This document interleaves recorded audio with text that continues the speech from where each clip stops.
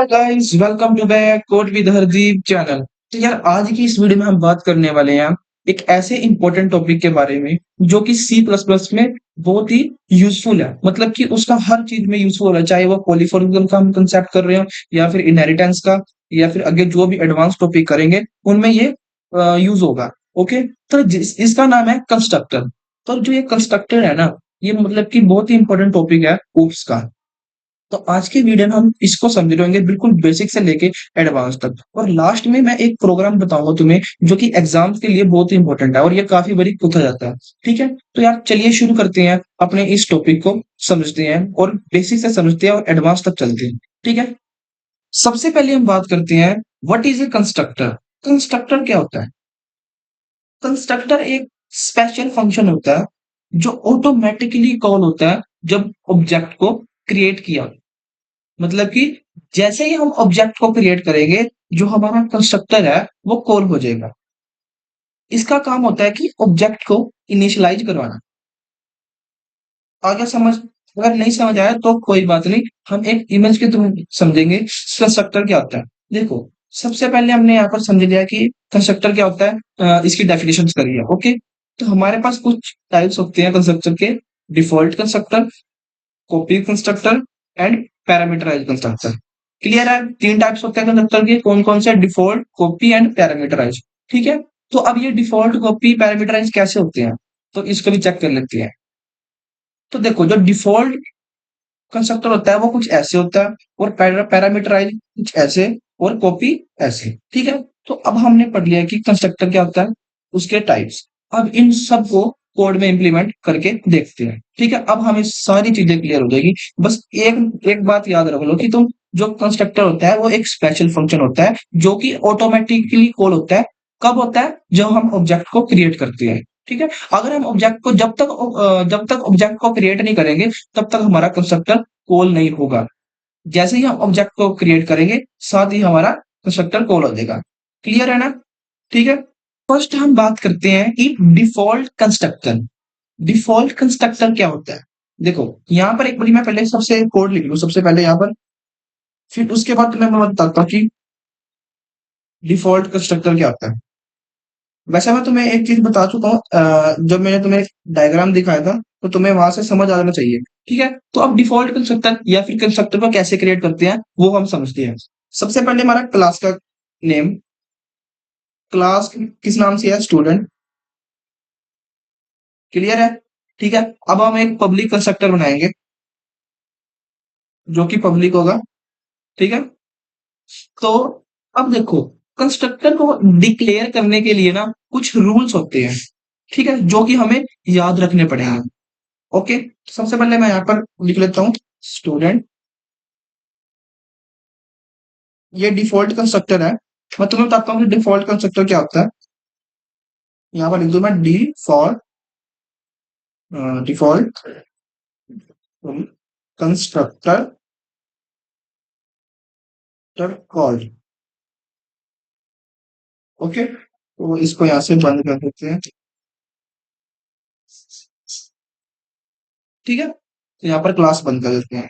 तो अब समझते हैं कि कंस्ट्रक्टर को डिक्लेयर करने के कुछ रूल्स या फिर की पॉइंट्स। ठीक है, तो देखो, जो हमारा कंस्ट्रक्टर्स का नेम होता है ना, वो सेम होता है क्लास के नेम से। ठीक है, तो अब ये मेरा कंस्ट्रक्टर है, मैं इस पे यहाँ पर लिखता हूँ, सॉरी, इट इज कंस्ट्रक्टर। ठीक है, डिफॉल्ट भी कह दो या फिर कंस्ट्रक्टर भी कह दो, कोई फर्क नहीं पड़ता। Default constructor. ठीक है, तो अब मैंने फर्स्ट लाइन क्या बोली है कि जो कंस्ट्रक्टर होता है वो सेम नाम होता है जब जो हमारा क्लास डिक्लेयर होती है। अब मेरी क्लास का क्या नाम है? स्टूडेंट। ठीक है, तो मेरे कंस्ट्रक्टर का नाम भी स्टूडेंट ही रहेगा। यहाँ पर हम कुछ, अगर मैं यहाँ पर कुछ और डिक्लेयर कर दूं या रख दूं मोहित, या फिर कुछ भी रख दूं, तो ये एक फंक्शंस की तरह ट्रीट होगा। बट जब हम कंस्ट्रक्टर को डिक्लेयर करना है तो वो सेम नाम जो हमने क्लास में दिया है वो ही नाम हम देंगे, तभी वो कंपाइलर इसे समझेगा कंस्ट्रक्टर है। क्लियर है? ठीक है, तो नेक्स्ट जो रूल है या फिर की पॉइंट्स है, वो है कि कंस्ट्रक्टर का कोई रिटर्न टाइप नहीं होता, ना ही वॉइड, मतलब कि कुछ नहीं होता। अगर मैं इसके आगे void लगा दूं तो ये मेरा क्या बन जाएगा, ये क्या बन जाएगा, मेरा फंक्शन बन जाएगा ना, फंक्शन बन जाएगा। ये अभी तक कंस्ट्रक्टर नहीं है, फंक्शन है। अब ये फंक्शन क्यों बना है, मैंने इसका क्या क्या लगा दिया, रिटर्न टाइप। तो रूल्स क्या कहता है कि कंस्ट्रक्टर का कोई रिटर्न टाइप नहीं होता, चाहे वो वर्ड हो, इंट हो, फ्लोट हो, डबल हो, कुछ नहीं होता। ठीक है।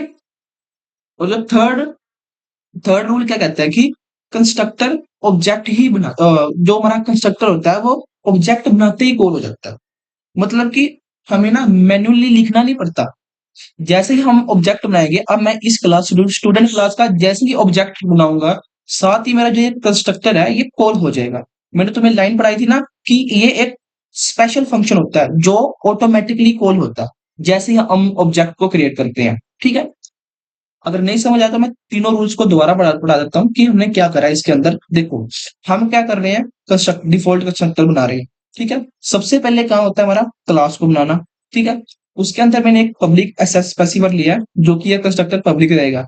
उसके बाद कंस्ट्रक्टर कैसे डिक्लेयर करते हैं कि सेम नाम जो हमने क्लास को डिक्लेयर क्लास को दिया है, जो क्लास हमारी जो नेम हमारी क्लास का है वही सेम नाम हमारा इंस्ट्रक्टर का रहेगा। ठीक है। और इसका कोई भी रिटर्न टाइप नहीं होगा, चाहे वॉइड इंट कुछ नहीं होगा।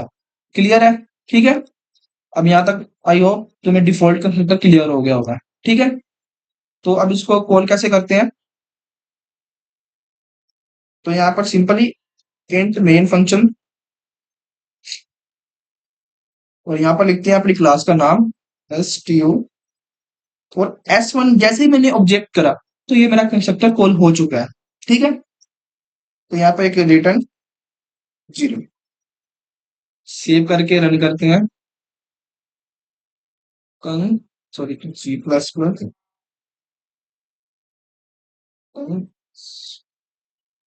Constructor dot cpp। Okay, sorry, यहाँ पर 0 आएगा, यहाँ पर वाल। ओके।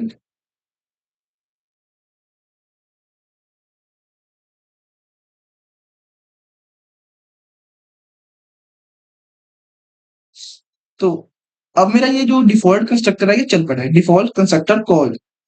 ठीक है। जैसे ही मैंने ये S1 ऑब्जेक्ट क्रिएट करा है तो साथ ही मेरा ये जो स्टूडेंट कंस्ट्रक्टर है ये कॉल हो चुका था, ऑटोमेटिकली कॉल हो चुका था। अब क्लियर है कि डिफॉल्ट कंस्ट्रक्टर क्या होता है। ठीक है। तो मैं यहाँ पर लिख देता हूँ, इसको ऐसे करके इट इज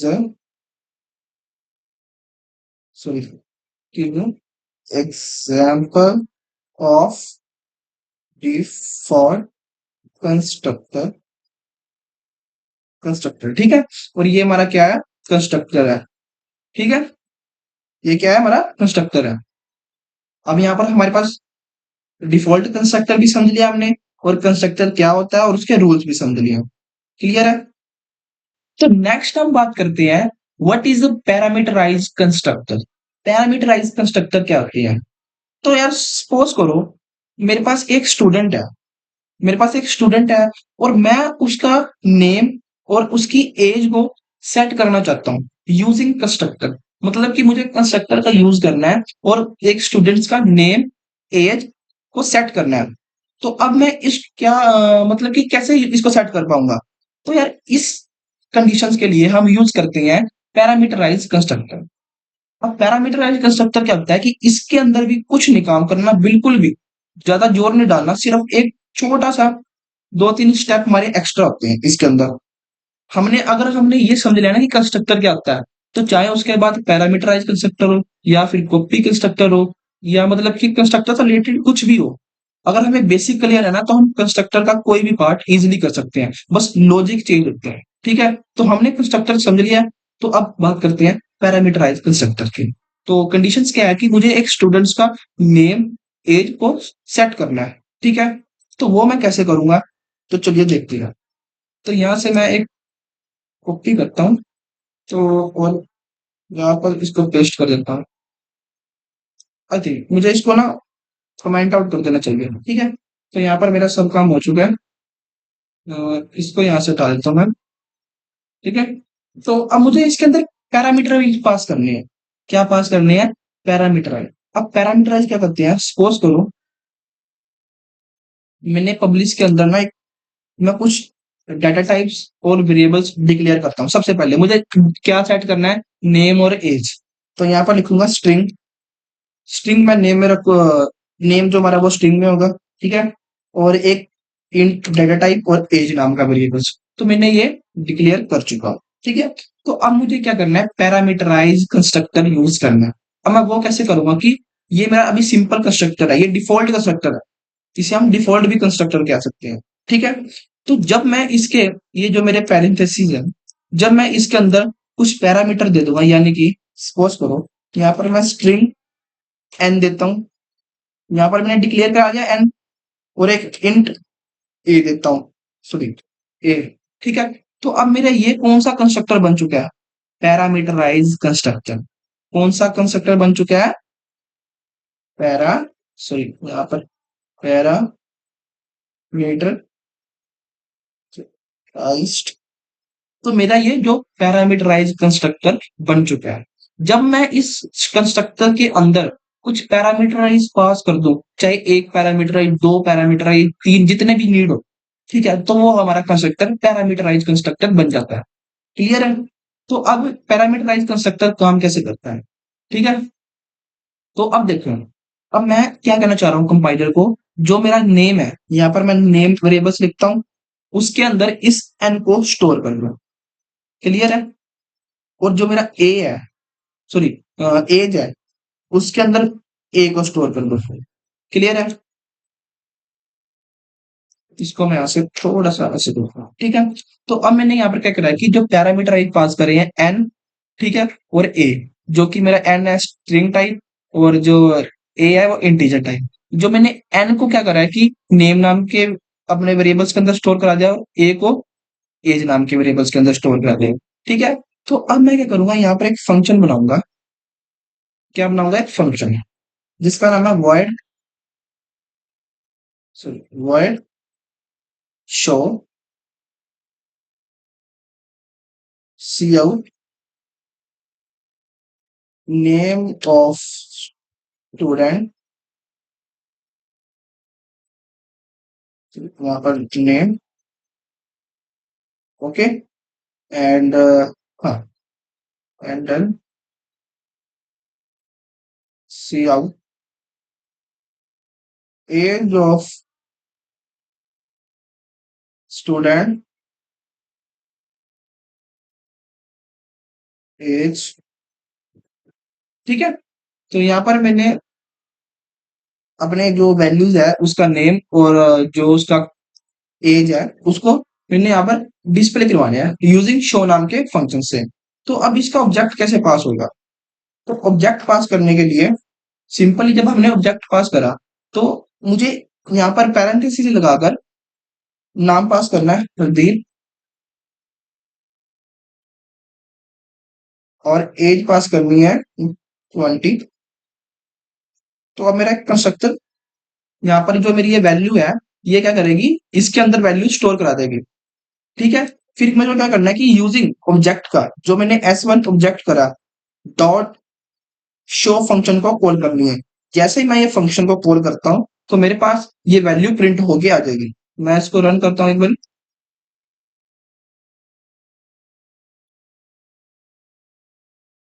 तो देखो मेरे पास क्या वैल्यू प्रिंट होगा, ये स्टूडेंट्स का नेम और एज, ठीक है।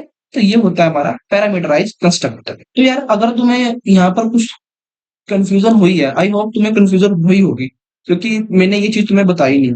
देखो, तो अगर तुम्हें समझ आ रहा है कि ये एन और ए क्या कर रहे हैं, अगर नहीं समझ आ रहा है, तो इसका मतलब है जो मेरा एन है, ये भी कंस्ट्रक्टर का पैरामीटराइज है, कंस्ट्रक्टर का पैरामीटर है, और ये ए भी कंस्ट्रक्टर का पैरामीटर है, ठीक है। तो अब ये एन और ए क्या काम कर रहे हैं, तो क्वेश्चन ये है, ठीक है। और यहाँ पर मैंने वैल्यू ऐसे क्यों दी है, ये भी दो क्वेश्चन है मेरे, ठीक है। तो जो n name is equal to n है, यहाँ ये क्या काम करेगा कि जो मेरा हरदीप नेम होगा ना, कि जो मेरा यहाँ पर हरदीप कंस्ट्रक्टर पैरामीटराइज, सॉरी यहाँ पर जो मैंने हरदीप लिखा है, तो ये मेरा सीधा कहाँ पर जा रहा है, ये जा रहा है एन के अंदर। किस पे जा रहा है, अंदर, एन के अंदर। तो यहाँ पर एन हट के यहाँ पर आ जाएगा हरदीप, ठीक है। तो नेक्स्ट में क्या काम हो रहा है कि, सुनो यहाँ से ऐसे रखते हैं, डॉट जेड। ओके, तो नेक्स्ट में यहाँ पर मेरे पास एज इक्वल टू ए है। तो यहाँ पर क्या है कि जो भी मैं एज डालूंगा वो इस एज नाम की वेरिएबल्स के अंदर स्टोर हो जाएगी। तो जैसे मैंने 20 एज डाली, तो यहाँ पर ए हट गया, सीधा 20 स्टोर हो गया। तो मेरे पास ये वैल्यू प्रिंट हो गया। क्लियर है? ठीक है। तो नेक्स्ट चलते हैं। नेक्स्ट हम बात करते हैं what is the copy constructor. Copy constructor क्या होता है? तो ये हमारा जो होगा लास्ट टाइप होगा कंस्ट्रक्टर का। हम ऑलरेडी दो टाइप्स क्लियर कर चुके हैं, default and copy constructor. Okay, तो अब हमें समझना है कि कॉपी कंस्ट्रक्टर क्या होता है। देखो, सिंपल सी भाषा में अगर मैं तुम्हें समझाऊं, अगर हम एक ऑब्जेक्ट का मतलब कि एक ऑब्जेक्ट से दूसरे ऑब्जेक्ट को बनाते हैं, तो वो हमारा क्या होता है, एक कॉपी कंस्ट्रक्टर होता है। दैट मीन्स एक ऑब्जेक्ट का यूज करके दूसरा ऑब्जेक्ट बनाए, तो वो हमारा कॉपी कंस्ट्रक्टर होता है। क्लियर है? तो अब समझते हैं कॉपी कंस्ट्रक्टर क्या होता है। यहां से मैं सिर्फ मुझे एक कंस्ट्रक्टर और ऐड करना पड़ेगा जो कि हमारा कॉपी कंस्ट्रक्टर रहेगा। ये सारा सेम रहेगा हमारा। ठीक है, और मेन में भी कुछ कुछ चेंजेस होगा जो कि हम कर लेंगे। ठीक है, तो अब मैं, ये हमारा पैरामीटराइज कंस्ट्रक्टर है, बिल्कुल ये करेक्ट है। तो अब मुझे बस कॉपी कंस्ट्रक्टर डिक्लेयर करना है, कॉपी कंस्ट्रक्टर। तो यार ये थोड़ा जो टॉपिक है ये ध्यान से सुनना। कॉपी कंस्ट्रक्टर डिक्लेयर करने के लिए सेम क्लास का नेम। तो अब इसका जो पैरामीटर है मुझे कुछ अलग प्रयास करना होगा। यहाँ पर रखू मैं कॉन्सेंट, उसके बाद कंस्ट्रक्टर का नेम या फिर क्लास का नेम बोल सकते हैं हमें, उसके बाद एस, और name is equal to s dot name, and age is equal to s dot age. ठीक है, पहले एक बार यार पूरा कोड लिख लेते हैं, फिर उसके बाद समझते हैं कि ये काम क्या कर रहा है। यहाँ पर भी सेम है मेरा, बस मुझे एक काम करना है। सॉरी, यहाँ पर फंक्शन को कॉल करना भूल गया, तो आई थिंक मुझे ऊपर से ही कॉपी कर लेना चाहिए। नहीं, अलग अलग कॉपी कर, हाँ ठीक है ठीक है, सेम सेम सेम। ओके, तो इसको यहाँ से और यहाँ पेस्ट कर देते हैं। देखो, अभी तक ये मेरा सिर्फ पैरामीटराइज कंस्ट्रक्टर था, अगर मैं इसको हटा दूं तो मेरा ये एक पैरामीटराइज कंस्ट्रक्टर बन जाता है। ठीक है, तो मुझे बस इसके अंदर एक कॉपी कंस्ट्रक्टर को ऐड किया है। तो अब इसका थोड़ा सा ऑब्जेक्ट में भी चेंजेस हो जाएंगे मेन फंक्शन के अंदर। तो कॉपी कंस्ट्रक्टर का मैंने तुम्हें बताया कि कॉपी कंस्ट्रक्टर क्या करता है कि जब हम एक ऑब्जेक्ट से दूसरे ऑब्जेक्ट को क्रिएट करते हैं या बनाते हैं, वो हमारा कॉपी कंस्ट्रक्टर होता है। अब ये प्रोग्राम क्या काम करेगा कि यहाँ पर मैंने S1 ऑब्जेक्ट क्रिएट करा है, ये मेरा एक सिंगल ऑब्जेक्ट है, और वैल्यू क्या है इसके अंदर, नेम हरदीप एंड एज है 20। अब मैं क्या करना चाहता हूँ कि जब मैं S2 यानी कि सेकंड ऑब्जेक्ट को क्रिएट करूं, तो जो S1 की वैल्यू है, दैट मीन्स ऑब्जेक्ट 1 की वैल्यू सेकंड ऑब्जेक्ट के अंदर आ जाए, S2 के अंदर आ जाए। तो उसके लिए क्या करना पड़ेगा मेरे को, सिंपल सा स्टूडेंट क्लास का नेम S2, ये एक ऑब्जेक्ट क्लियर करना इक्वल टू S1। ठीक है, तो अब इसके अंदर कुछ ज्यादा लॉजिक नहीं लगा, सिंपल सा काम किया हमने कि सेम यहाँ तक तो हमारा काम सेम था, पैरामीटराइज कंस्ट्रक्टर डिक्लेयर किया, उसके बाद ये कॉपी कंस्ट्रक्टर डिक्लेयर किया, वैल्यू डिस्प्ले करवाई है। ठीक है, और यहाँ पर क्या करा है कि S2 ऑब्जेक्ट बनाया इक्वल टू S1, मतलब कि ये जो क्या काम कर रहा है, S1 की वैल्यू, सॉरी S1 की वैल्यू S2 में कॉपी कर रहा है, कॉपी कर रहा है। क्लियर है? तो अब इसको लॉजिक को समझ लेते हैं, ये क्या काम कर रहा है, जल्दी से इसको समझ लेते हैं। ठीक है, तो यहाँ पर क्या हो रहा है कि देखो, इसका मतलब क्या है, कॉन्सेप्ट स्टूडेंट, ये रेफरेंस, ये जो एम्परसेंड है इसे रेफरेंस कहते हैं। रेफरेंस एस का मतलब क्या है, देखो, जो हमारा एस एक रेफरेंस है, ऑलरेडी एग्जिस्ट ऑब्जेक्ट है। मतलब कि जो मेरा एस है ये एक S1 है, ये खाली एक्स नहीं है, ये एक S1 ऑब्जेक्ट है। ठीक है, तो कॉन्सेप्ट मीन्स क्या है, मतलब है कि इसको हम चेंज नहीं कर सकते। मतलब कि जो स्टूडेंट एस रेफरेंस एस है, ये जो भी इसकी वैल्यू है, इसको हम चेंज नहीं कर सकते। क्या नहीं कर सकते, चेंज नहीं कर सकते। तो मैं तुम्हें अगर इसको दोबारा समझा दूं एक इजी इजी फॉर्म में कि ये क्या होता है, तो यार अब ध्यान से सुनो। देखो, कॉन्सेप्ट का मतलब क्या है कि जो ऑब्जेक्ट पास हुआ है, दैट मीन्स जो S1 ऑब्जेक्ट पास हुआ है, उसमें कोई चेंजेस नहीं आना चाहिए। क्या? कोई भी चेंजेस नहीं आना चाहिए। ठीक है? और जो स्टूडेंट ये M% S है, ये क्या काम कर रहा है? ये जो S है एक रेफरेंस है, रेफरेंस S1 का। किसका रेफरेंस है? इस S1 ऑब्जेक्ट का। रेफरेंस का मतलब है कि जो ऑब्जेक्ट के अंदर जो ऑब्जेक्ट का एड्रेस है, या जो ऑब्जेक्ट का एड्रेस है, वो वहां पर दिया गया है। मतलब कि ये जो S1 है, ये ऑब्जेक्ट का एड्रेस पास किया गया है इस कॉपी कंस्ट्रक्टर की। हाँ भाई, अगर तुमने इसके अंदर वैल्यू पास करनी है तो ये उसका एड्रेस है, और यहाँ से इस वैल्यू को उठा के यहाँ पर पास कर दो। ठीक है? तो कांस्टेंट क्यों यूज करा है कि अगर मैं यहाँ पर ना हटाऊं तो कई बार ऐसा हो सकता है कि जो कंपाइलर है वो कुछ गार्बेज वैल्यू वो ऐड कर दे। वैसे करेगा नहीं, बट कई बार अगर इन केस कर दे, तो इसलिए मैंने यहाँ पर कांस्टेंट का यूज किया है कि जो ये वैल्यू है ये मतलब कि चेंज नहीं होगी, सेम रहेगी। ठीक है? और स्टूडेंट रेफरेंस एस क्या कर रहा है कि ये एक एड्रेस दिया गया है। किसका दिया गया है? S1 ऑब्जेक्ट का, कि इस एड्रेस पर जाओ और ये वैल्यूज को उठाओ और यहाँ पर प्रिंट कर दो। क्लियर है? और ये क्या काम कर रहा है? S2 S1, यहाँ पर S2 ऑब्जेक्ट है सेकंड, और जहां पर मैंने क्या करा है इक्वल टू S1, मतलब कि S1 की वैल्यू S2 में भी स्टोर कर दो, सेम वैल्यू। तो अब इसको रन करके देखते हैं एक बारी।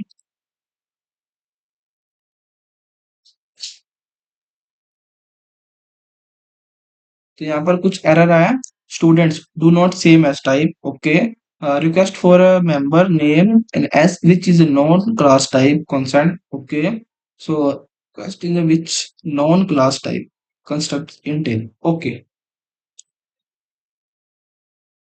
तो यहाँ पर जो मेरे पास एरर आया है वो इस वजह से आया है। यहाँ पर मैंने S1 लिखा है, तो मेरे को यहाँ पर S2 पास करना है, क्योंकि S1 में तो मैं ऑलरेडी वैल्यू पास कर चुका हूँ। तो यहाँ पर मेरे को S2 ऑब्जेक्ट को कॉल करना है, मतलब कि इस फंक्शन को कॉल करना है कि जब यहाँ पर मैंने S1 रखा तो ये वैल्यू इसके अंदर आई और ये सारी वैल्यू इसके अंदर पास हो रही है। यहाँ तो मैं ऑलरेडी पास कर चुका हूँ वैल्यू, तो ये इसलिए यूज किया गया। अब हमारे पास एरर नहीं आएगा। सो अब भी कह रहा है कि student S dot name. Okay, तो यहाँ पर जो एरर आ रहा था वो इस कारण आ रहा था। यहाँ पर देखो मेरा स्पेलिंग गलत है। ठीक है? तो ये इस वजह से मेरे को एरर दे रहा था, STUD।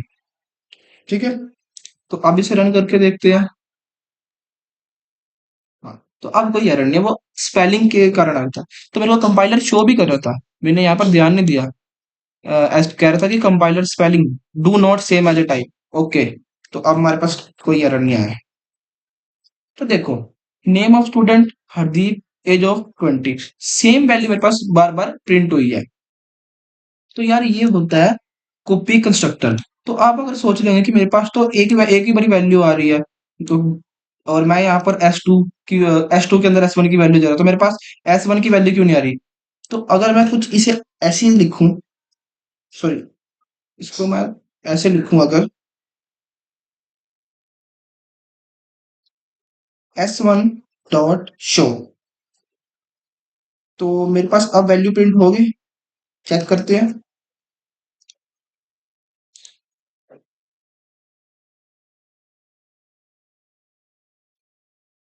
तो अब मेरे पास ये जो मेरी वैल्यू है ये किसकी है? S1 ऑब्जेक्ट की, और ये वैल्यू है S2 ऑब्जेक्ट की। क्लियर है? तो अगर मैं कुछ ऐसे करूं, student S3 equal to S2, क्या अब ये चल सकता है? और यहां पर मैं फंक्शन कॉल कर देता हूं, S3 डॉट एज, सेव करता हूं उसे मैं। अब रन करूं तो सो ओके, यहाँ पर एज गलत है, यहाँ पर शो आएगा फंक्शन, सॉरी।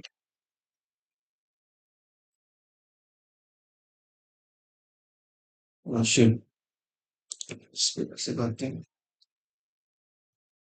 तो देखो, ये मेरी जो वैल्यू S1 S2 S3, मतलब ये होता है कॉपी कंस्ट्रक्टर। देखो यहाँ पर क्या हुआ कि मैंने S1 ऑब्जेक्ट करा, वैल्यू मेरी सेम है, बट मैं अलग अलग ऑब्जेक्ट बनाकर वैल्यू दे सकता हूँ। ठीक है? क्लियर है? तो ये होता है कॉपी कंस्ट्रक्टर कि एक ऑब्जेक्ट से दूसरे ऑब्जेक्ट को बनाना। मैंने यहाँ पर एक ऑब्जेक्ट बना दिया, फिर दूसरा ऑब्जेक्ट बनाया, उसके अंदर S1 की वैल्यू, तीसरा बनाया उसके अंदर S2 की। ऐसे हम मल्टीपल ऑब्जेक्ट का यूज करके सेम वैल्यू को प्रिंट करा सकते हैं, और यही होता है कॉपी कंस्ट्रक्टर। क्लियर है? तो हम तीन टाइप्स पढ़ चुके हैं कंस्ट्रक्टर के। First is default, second parameterize, and third is copy constructors. Okay, तो यार अब मैं तुम्हें जो चीज बताने वाला हूँ, देखो, एक हमारे पास ना कंस्ट्रक्टर का यूज करते समय एक पॉइंटर होता है जिसका नाम होता है दिस पॉइंटर। अब ये दिस पॉइंटर क्या काम करता है? तो सपोज करो, अगर मैं यहाँ पर ऐसे लिख दूं, देखो ये मेरा सिंपल कंस्ट्रक्टर है, कौन सा? Parameterize constructor.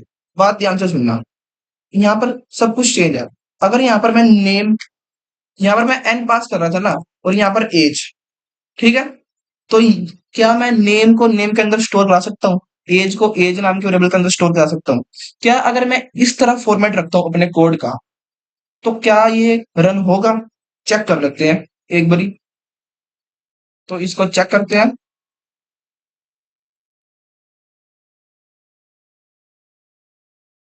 सॉरी, शिट, हाँ, अब ठीक है। इसको ऐसे कर लेते हैं यार। तो अब तुम चेक करो कि जब मैंने अपने पैरामीटराइज किया था, same same data type declare करे जो मेरे ऑलरेडी मैं डिक्लेयर कर चुका हूं, और मैं कंपाइलर को कह रहा हूं कि नेम के अंदर नेम को स्टोर कर दो और एज को एज के अंदर स्टोर कर दो। तो यहाँ पर हमारा क्या करा है, कंपाइलर कंफ्यूज हो चुका है। देखो, यहाँ पर भी सेम वेरिएबल्स है और यहाँ पर भी।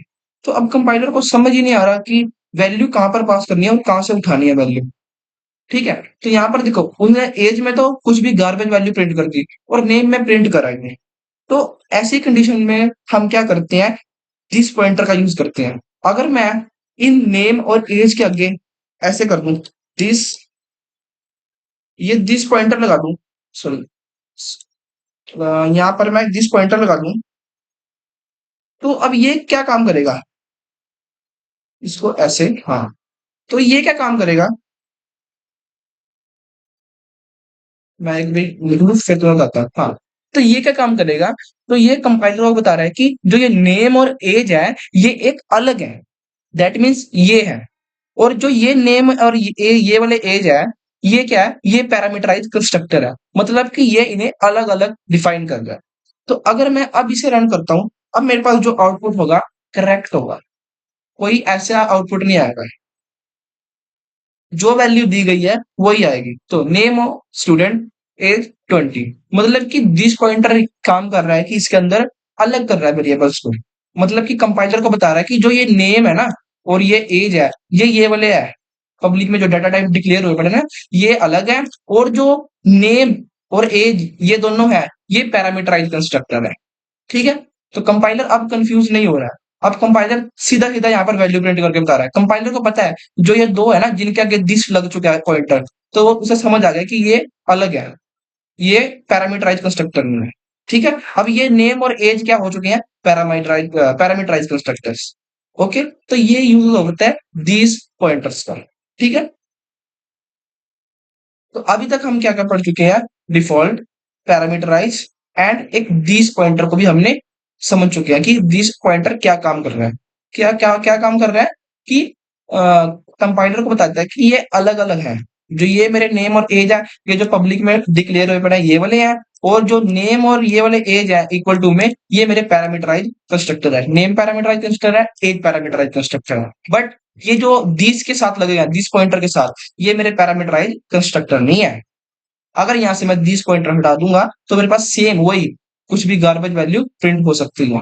अगर मैं इसका यूज कर रहा हूं और मैंने सेम पैरामीटराइज पास करी है जो मैं ऑलरेडी पब्लिक में वेरिएबल्स डिक्लेयर कर चुका हूं, तो मेरे को ये यूज करना है दिस पॉइंटर का, अदरवाइज यूज करने की कोई जरूरत नहीं है। ठीक है, तो अब लास्ट हम बात करते हैं, एक प्रोग्राम लिखेंगे जिसका नाम है एड टू कॉम्प्लेक्स नंबर। मतलब कि हमें कंस्ट्रक्टर का यूज करके, या फिर सिंपल सी बात है, राइट है C plus plus program add two complex number. और जो ये प्रोग्राम है ना, ये काफी बड़ी एग्जाम में भी पूछा गया, तो ये बहुत ही इंपॉर्टेंट प्रोग्राम है। ठीक है, कंस्ट्रक्टर का। तो इसको समझना भी बहुत ही इंपॉर्टेंट है। तो मैं इसको बिल्कुल इजी तरीके से समझाऊंगा, बिल्कुल लाइन बाय लाइन क्या क्या कोड लिखा गया और कैसे कैसे काम हो रहा है। ओके, तो सबसे पहले हमारी वही हैशटैग इंक्लूड फाइल वगैरह आती है, जो कि मैं ऑलरेडी लिख चुका हूं ऊपर। ठीक है, तो अब क्या करूंगा, मैं एक क्लास बनाऊंगा, क्लास कॉम्प्लेक्स। ठीक है, और यहाँ पर एक पब्लिक, पब्लिक मैंने एस एस स्पेसिफाई ले लिया। ये क्या काम करेगा, जो भी मैं इसके अंदर लिखूंगा सब पब्लिकली होगा। तो यहाँ पर एक मैं फ्लोट डाटा टाइप का यूज करूंगा, फ्लोट। यहाँ पर लिखता हूँ रियल, ये रियल पार्ट है, और फ्लोट, सॉरी, फ्लोट इमेजिनरी, जिसको मैं आईएमजी से डिक्लेयर कर रहा हूँ। ठीक है, तो यहाँ पर मैंने दो दो वेरिएबल्स ले लिए, एक रियल और एक इमेजिनरी। ठीक है, तो अब मैं एक कंस्ट्रक्टर लगाता हूँ, ये वाला कंस्ट्रक्टर हो गया। कंस्ट्रक्टर में तुम्हें बता चुका हूँ कैसे डिक्लेयर करते हैं, same as a class name, complex. और इसके अंदर पैरामीटराइज पास करने होगा, फ्लोट आर इक्वल टू 0, और फ्लोट आई इक्वल टू 0। ये क्या काम कर रहा है कि इन केस अगर यूजर कोई भी वैल्यू पास नहीं करता तो वो 0 ही रहेगी। ठीक है, देखो मैं साथ के साथ समझाऊंगा अभी, ये तो थोड़ा ध्यान से सुनना। तो यहाँ पर मैं क्या कर रहा हूँ, वैल्यू वैल्यू रख रहा हूँ, आर की वैल्यू रियल नाम के जो वेरिएबल्स है उसके अंदर स्टोर करा रहा हूँ, और आईएमजी के नाम के अंदर आई की वैल्यू स्टोर करा रहा हूँ। यहाँ तक क्लियर है, ये हमने कंस्ट्रक्टर डिक्लेयर कर चुका है। दोबारा बताता हूँ मैं तुम्हें, यहाँ पर हमने फ्लोट में एक पैरामीटर पास करा आर, और इसकी वैल्यू कर दी 0, और एक आई करा जिसकी वैल्यू कर दी 0। ये क्या काम कर रहा है कि इन केस अगर यूजर्स कोई भी वैल्यू पास नहीं करता तो वो बाय डिफॉल्ट 0 ही रहेगी। और यहाँ पर क्या कर रहा है कि आर को रियल नाम के वेरिएबल्स के अंदर स्टोर करा दिया, और आई को आईएमजी के नाम से स्टोर किया। ठीक है, तो अब हमने फंक्शन डिक्लेयर करना है, function to add two complex number. अब फंक्शन डिक्लेयर कर दिया, तो अब इसका फंक्शन है ना, वो थोड़ा सा कॉम्प्लेक्स है, नाम ही उसका कॉम्प्लेक्स रखा है, तो थोड़ा सा लिखने में भी ऐसे होगा। तो घबराना नहीं, बिल्कुल आराम से समझेंगे। कॉम्प्लेक्स, क्लास का नेम, फंक्शन का नेम, कॉम्प्लेक्स, कॉम्प्लेक्स सी। मैं सारा बताऊंगा कि ये फंक्शन कैसे काम कर रहा है, बस एक बार लिख लेते हैं, तो उसके बाद लाइन बाय लाइन समझेंगे, line by line. Complex result and result dot real, result dot real. ठीक है, सॉरी, रिजल्ट डॉट रियल, हाँ यहाँ पर real plus c dot real. मैं सारा समझाऊंगा लाइन बाय लाइन क्या काम कर रहे हैं हम यहाँ पर। Result, result dot IMG, IMG plus c dot IMV. ठीक है, और रिटर्न में कर दो मेरे को R A T U R N, return sum. ठीक है, तो अब समझते हैं ये फंक्शन क्या काम कर रहा है। ठीक है, ये ऐड फंक्शन है जो एक कॉम्प्लेक्स टाइप के ऑब्जेक्ट जो कॉम्प्लेक्स टाइप का जो ऑब्जेक्ट है पैरामीटर के रूप में ले रहा है। मतलब कि जो ये मेरा फंक्शन है, ये क्या काम कर रहा है कि दो नंबर्स को ऐड कर रहा है, दो टू कॉम्प्लेक्स नंबर को ऐड कर रहा है। ठीक है, और जो ये दिस रियल है, ये दिस रियल, ये इसे हम दिस रियल कह सकते हैं। ठीक है, तो जो मेरा दिस रियल का मतलब है, जिस ऑब्जेक्ट से फंक्शन कॉल हुआ है, जिस ऑब्जेक्ट से फंक्शन कॉल हुआ है उसी का रियल पार्ट। ठीक है, जिस ऑब्जेक्ट से फंक्शन कॉल हो रहा है उसी ऑब्जेक्ट का रियल पार्ट। और सी डॉट रियल, इसका मतलब क्या है, सी डॉट रियल का मतलब है पैरामीटर ऑब्जेक्ट का रियल पार्ट। मतलब कि ये जो सी डॉट रियल है ना, यहाँ पर क्या डिफाइन हो रहा है कि ये जो मेरा पैरामीटर है इसका रियल पार्ट है, और ये सी डॉट आईएमजी ये इसका इस पैरामीटर का रियल पार्ट है। ठीक है, तो अगर मैं तुम्हें बताऊं कि ये जो कॉम्प्लेक्स रिजल्ट है, ये क्या काम कर रहा है, कॉम्प्लेक्स रिजल्ट क्या है, यह एक टेम्परेली कॉम्प्लेक्स ऑब्जेक्ट बनाया गया है जिसमें रिजल्ट स्टोर हो रहा है। यहां पर मैंने क्या है, एक टेम्परेली ऑब्जेक्ट बना दिया है। क्या बना दिया है फंक्शन के अंदर, टेम्परेली ऑब्जेक्ट, कि ये मेरा जो रिजल्ट है मैं टेम्परेली ऑब्जेक्ट बना सकता हूं जिसके अंदर मैं अपने रिजल्ट को स्टोर कर लूं।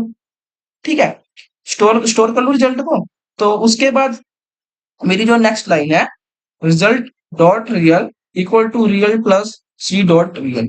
अब यहां पर क्या है कि जो मेरा दिस रियल, यानी जिस ऑब्जेक्ट से ऐड फंक्शन कॉल हुआ, मतलब कि जिस ऑब्जेक्ट से ऐड फंक्शन, ये इसे हम दिस रियल से भी बोल सकते हैं। ठीक है, तो मतलब कि जिस ऑब्जेक्ट से ऐड फंक्शन कॉल हुआ प्लस सी डॉट रियल जो पैरामीटर ऑब्जेक्ट हुआ है, मतलब कि ये रियल क्या है, सॉरी ये रियल क्या है जिस ऑब्जेक्ट से ऐड फंक्शन कॉल हुआ है, और ये सी डॉट रियल क्या है जो पैरामीटर ऑब्जेक्ट है। क्लियर है? ठीक है, और उसके बाद क्या हो रहा है कि ये भी सिमिलर है, मैं तुम्हें बता चुका हूं, ये भी सेम काम कर रहा है। उसके बाद यहाँ पर क्या हो रहा है कि रिटर्न रिजल्ट स्टेटमेंट्स के अंदर ये रिजल्ट ऑब्जेक्ट रिटर्न हो रहा है जिसमें दोनों कॉम्प्लेक्स नंबर्स का सम स्टोर हो रहा है। ये दोनों कॉम्प्लेक्स नंबर का सम इस रिटर्न रिजल्ट के अंदर स्टोर हो रहा है। क्लियर है? तो नेक्स्ट चलते हैं अपने वाइड डिस्प्ले फंक्शन बनाते हैं जो कि इनको डिस्प्ले करेगा। वाइड डिस्प्ले सी आउट रियल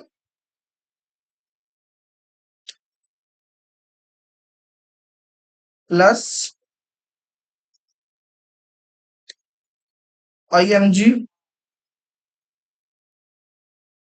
और यहाँ पर रखते हैं आई, और बैक स्लैश, सॉरी हाँ बैक स्लैश एन, एंडल को बैक स्लैश एन भी बोलते हैं। ओके, तो यहाँ से थोड़ी सी मैं स्पेस दे देता हूँ,